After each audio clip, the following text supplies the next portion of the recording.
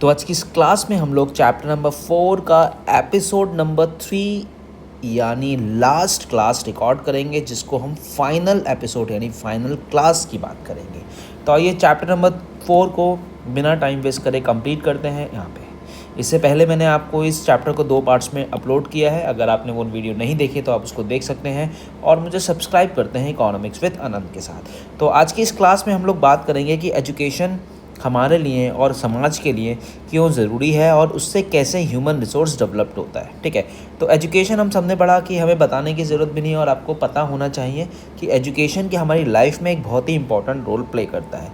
Education imply the process of teaching, training, learning, specially in school और colleges. School और colleges में हमें teaching करी जाती है, हमें बताया जाता है, हमें समझाया जाता है, हमें ट्रेन करा जाता है और हमें लर्न करने के लिए नई नई चीज़ें दी जाती हैं, जिससे हमारी नॉलेज इम्प्रूव हो और हमारी डेवलप्ड स्किल्ड हो। ठीक है, education is under current of economic and social changes. Economic और सोशल चेंजेस एजुकेशन के होने के बाद बहुत बड़ा पॉजिटिव और नेगेटिव दोनों इम्पैक्ट डालता है। अगर एक एजुकेटेड इंसान है तो वो अपनी इकोनॉमी के लिए, चाहे वो सोशल डेवलपमेंट हो चाहे वो इकोनॉमिकल डेवलपमेंट हो, दोनों पॉजिटिव होगा। और एक अनएजुकेटेड है तो वो कहीं ना कहीं सोशल और इकोनॉमिकली दोनों नेगेटिव में भी कर सकता है। अब ज़रूरी नहीं है कि हमेशा नेगेटिव में करे। कुछ लोग ऐसे भी हैं जो पढ़े लिखे नहीं हैं फिर भी समाज के लिए बहुत ज़्यादा अच्छा कर रहे हैं। ठीक है, तो कंपैरिजन करें अगर अदर कंट्रीज से, spread of education in India has not been encouraging. India में इतना कुछ होने के बाद भी इंडिया में एजुकेशन इतना एनकरेज नहीं है और हमारे यहाँ आज भी लिटरेसी रेट और देशों के कंपैरिजन में बहुत ज़्यादा क्या है, कम है। अगर सेंसस 2011 यानी जनगणना 2011 की बात करें तो 74.4% of population is literate as against 90 to 95% literacy in developing country. अगर डेवलप्ड कंट्रीज़ की बात करें तो वहाँ पे 100 में से 95 इंसान पढ़े लिखे होते हैं और भारत की बात करें तो अप्रॉक्स 70% लोग हैं जो पढ़े लिखे होंगे। ठीक है, तो एजुकेशन बहुत ही ज़्यादा इंपॉर्टेंट रोल प्ले करता है हमारी समाज के लिए, चाहे वो आपका सोशल इकोनॉमिक डेवलपमेंट हो या इकोनॉमिक डेवलपमेंट हो। ठीक है, अब यहाँ पे एक बात हम करते हैं, जो एजुकेशन और लिटरेसी में डिफरेंस क्या होता है। What is the difference between education and what is the difference between literacy. Education refers to the process of imparting knowledge to others or process of receiving knowledge from other, or literacy refers to the ability to read, write and communicate effectively. Scope of education include primary education, secondary education and higher education. It spread across all area of education. It refers to diverse element of reading, writing beside the ability to communicate. All educated are literate but all literate are not educated. आइए मैं इसको बहुत ही simple से तरीके से बता देता हूँ। एक इंसान है जो रीड कर सकता है, जो राइट कर सकता है, मतलब लिख सकता है, पढ़ सकता है। क्या वो इंसान एडुकेट है? जी नहीं, वो इंसान एडुकेट नहीं है। क्यों?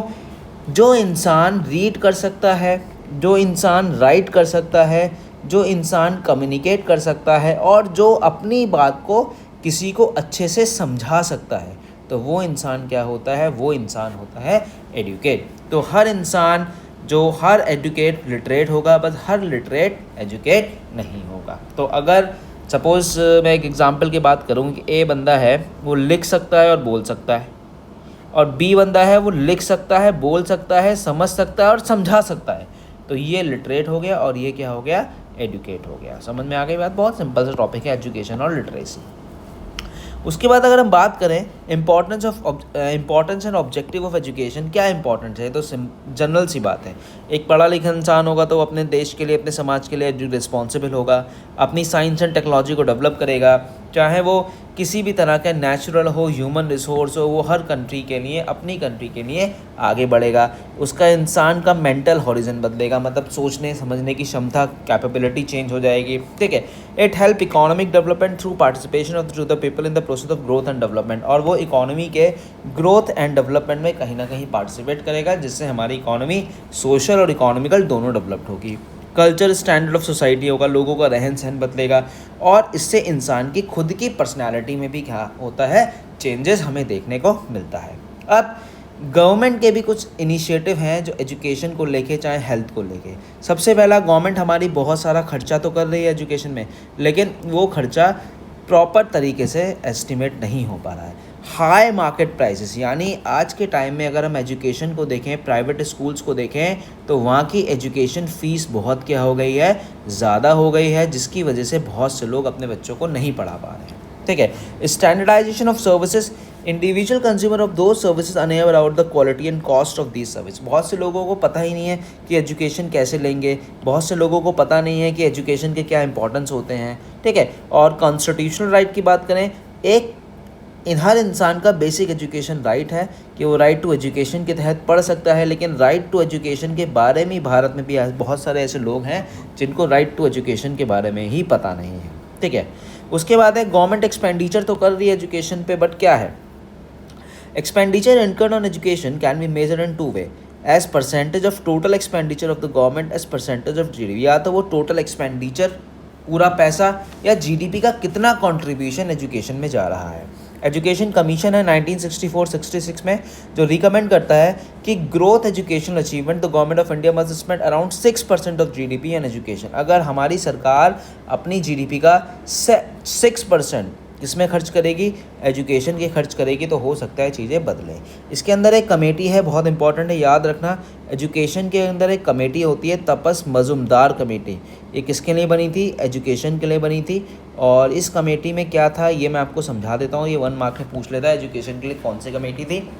In 1999, the government is appointed the Tapas Mazumdar Committee, which estimated that the government would need to incur expenditure on 1.37 lakh crore over a period of 10 years to bring all the children of the age of 6 to 14 year the education over। तो government ने कहा कि भाई हम लोग क्या करेंगे, committee बनाएंगे जिसमें एजुकेशन पे ज़्यादा फोकस करेंगे और अपने फंड्स को, चाहे वो जीडीपी का हो चाहे वो किसी भी चीज़ का हो, एजुकेशन में हम क्या करेंगे, बढ़ाएंगे। जिसके लिए सरकार ने एक लेजिस्लेटिव मेजर लिया, जो मैंने आपको अभी ऊपर बताया, आरटीई, राइट टू एजुकेशन 2009 हमें ये बताता है कि 6 ईयर से 14 ईयर्स तक के बच्चों के लिए एजुकेशन बिल्कुल फ्री होनी चाहिए और वो बच्चा अपनी बेसिक कम से कम एजुकेशन तो ले सके। ठीक है। तो इसमें यही लिखा हुआ है, इन 2009 the government of India made education fundamental right for all the children in the age group of 16 to 14 years, enacting the right to children free and compulsory education, popularly known as right to education act, RTE, जो मैंने आपको अभी समझाया, याद कर लेना, कभी exam में या कभी प्रैक्टिकल में 1 मार्क्स में आपसे पूछ ले। The act is beside the directive principle of Indian constitution, which state the government should provide free and compulsory education to all the children to 14 years within 10 years from the commencement of constitution. To cope with the consequent expenditure, government start levying 2% of education cess all union taxes। तो government ने कहा कि भाई इसके तहत, RTE के तहत, 2009 के तहत 6 to 14 ईयर्स तक के बच्चे स्कूल ज़रूर जाएंगे। ठीक है, बस आपको इसमें यही पढ़ना है। इससे इम्पैक्ट क्या हुआ, compare to recommended level of expenditure in recent year, the Indian government has spending a little over 4% of GDP. 6% बोला था, लेकिन गवर्नमेंट ने अपने एक्सपेंडिचर को थोड़ा सा बढ़ाया, पहले 2 था अब 4 हुआ। हो सकता है आने वाले टाइम में 6 या 7% हमारी सरकार एजुकेशन पे खर्च करे। ठीक है।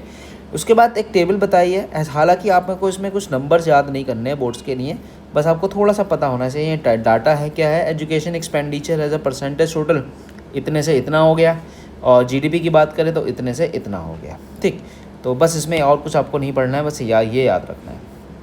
ठीक, तो उसके बाद एक NEP आए, न्यू एजुकेशन पॉलिसी 2022, जिसमें एजुकेशन के बारे में बहुत सारी चीज़ें बदली। और क्या क्या बदला यहाँ पे, स्टेट और सेंट्रल में मैं आपको बता देता हूँ। State government spending 10 to 30% of total annual budget. State government budget amount approximately 74% of total education budget for India. बताइए। तो सेंट्रल गवर्नमेंट ने 45,000 crore annually, 3% of total annual budget निकाला। ठीक है, जिसमें पेरेंट्स का कंट्रीब्यूशन इतना है, प्राइवेट ट्रस्ट का इतना है, एम्पावरमेंट का इतना है। तो ये हालांकि आपको पढ़ने की ज़रूरत नहीं है, जो पढ़ने की ज़रूरत है वो मैं आपको बताता हुआ चल रहा हूँ। अब एजुकेशन अचीवमेंट भारत में बात करें तो 1950 की बात करें तो भारत में केवल और केवल 2.23 लाख स्कूल्स थे प्राइमरी, आज इतने हैं। सेकेंडरी की बात करें तो 7.4 थाउजेंड थे और आज इतने हैं। कॉलेजेस की बात करें तो 578 और आज इतने हैं। यूनिवर्सिटीज़ की बात करें तो पहले के मुकाबले इतने हैं। और नंबर ऑफ़ स्टूडेंट की बात करें तो 17 करोड़ हो गए, और पहले लैक्स में थे। 15 लाख थे, 3.2 करोड़ हो गए। और हायर एजुकेशन मतलब ग्रेजुएशन, पोस्ट ग्रेजुएशन में इतने थे और इतने लैक्स हो गए। तो एजुकेशन का स्तर कहीं ना कहीं तो चेंजेस आया है। हम सबको पता है कि पिछले 10 सालों में, पिछले 10 ईयर्स में एजुकेशन के ऊपर गवर्नमेंट हो, चाहे इंडिविजुअल पेरेंट्स हों, हर किसी ने एजुकेशन पे ज़्यादा फोकस किया है। इंसान लोन लेके भी अपने बच्चों को पढ़ा रहा है, हर इंसान अपने बच्चों को अच्छे स्कूल्स में पढ़ाना चाहता है।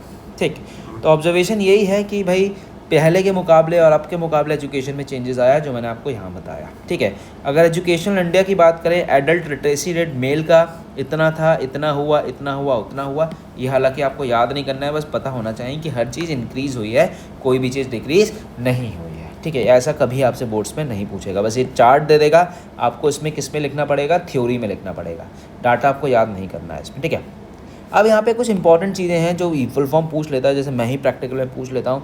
NCERT की फुल फॉर्म आपको पता होनी चाहिए, UGC नेट की आपको फुल फॉर्म पता होनी चाहिए, AICTE की फुल फॉर्म आपको पता होनी चाहिए और ICMR की फुल फॉर्म पता होनी चाहिए। और फुल फॉर्म के साथ साथ आपको ये पता होना चाहिए कि बेसिकली ये करते क्या हैं। तो बेसिकली जो NCERT है ये क्या करती है, ये स्कूल्स के लिए बुक्स को डिज़ाइन करती है, जो हम सबको पता है कि हमारे टीचर चीखते रहते हैं कि NCERT से पढ़ो, NCERT पढ़ो। ठीक है, UGC university grant commission basically किसके लिए होता है, यूनिवर्सिटी की एजुकेशन के लिए होता है। इस पर गवर्नमेंट देखती है कि जो कॉलेजेस खुल रहे हैं वो UGC के नॉर्म्स को फॉलो कर रहे हैं या नहीं कर रहे हैं। ठीक है, और AIC all Indian council of technical education, ये बेसिकली जो टेक्नोलॉजिकल वो है, इंजीनियरिंग कॉलेज है, उन पे ध्यान देता है। और ICMR जो है वो मेडिकल पे ध्यान देता है। तो सबसे पहले आपको ये पता होना चाहिए किसके लिए बनी है और इसकी मेन इंपॉर्टेंट क्या होनी चाहिए, आपको फुल फॉर्म्स पता होनी चाहिए। ठीक है, बहुत सिंपल सा टॉपिक है। उसके बाद इतना कुछ हो गया, फिर भी आज के टाइम में एजुकेशन हमारे लिए एक बहुत बड़ा चैलेंजेस है। क्यों चैलेंजेस है? Focus in education and tremendously increase over time. मैंने आपको बताया एजुकेशन पे फोकस पहले के मुकाबले आज के मुकाबले बहुत ज़्यादा बड़ा है। लोग एनकरेज हुए हैं और 96.7% यानी 98% अप्रॉक्स आज के टाइम में बच्चे स्कूल जाते हैं। But in the backdrop of this statistic there are bitter truth. यहाँ पे एक छोटा सा कड़वा सत्य भी है कि डिस्पाइट द कॉन्स्टिट्यूशनल प्रोविज़न है, प्रोविज़न 6 से 14, लेकिन आज भी 6 to 14 ईयर्स तक के बच्चे बहुत सारे ऐसे हैं जो स्कूल्स नहीं जा रहे हैं। ठीक है, तो there are numerous administrative hurdles leading to the low admission in the college. क्या तो एक क्राई करके इंस्टीट्यूट है, यहाँ NGO चलाता है, वो इन्होंने ये देखा कि क्या रीज़न्स हैं जिसकी वजह से बच्चे स्कूल नहीं जा पा रहे हैं। जैसे इन्होंने आपको बताया, यहाँ पे इसको ऑनलाइन कर लो, इन्होंने आपको बताया जैसे लोगों के पास ट्रांसफ़र डॉक्यूमेंटेशन नहीं, मतलब उनके पास रहने का घर ही नहीं है, तो वो कहाँ से अपना आधार कार्ड, बर्थ सर्टिफिकेट सब बनवाएंगे। इन प्रूफ्स की वजह से वो बच्चे स्कूल नहीं जा पा रहे हैं। In some cases parents are school going children are complete to pay fees, उनको पैसा ही नहीं दे पा रहे हैं, बहुत इतनी कम एजुकेशन फ़ीस है फिर भी वो नहीं दे पा रहे हैं। तो ये सब कुछ फैक्ट्स एंड फिगर हैं जो जिसकी वजह से आज भी हमारे एजुकेशन का रेट जो है बहुत ज़्यादा कम है। उसके बाद क्या हुआ, लार्ज नंबर ऑफ इलिटरेट, उनके पेरेंट्स पढ़े लिखे नहीं हैं। जब पेरेंट्स पढ़े लिखे नहीं हैं तो उनको एजुकेशन के इंपॉर्टेंस नहीं पता है कि हम अपने आप को कैसे सुधार कर सकते हैं। एजुकेशन करके अपने आप अपनी ज़िंदगी बहुत बेहतर कर सकते हैं, but they don't know anything about education, उनको नहीं पता है। ठीक है, उनको तो बस बच्चे बड़े हो गए और वो काम करें और काम पे जाएं।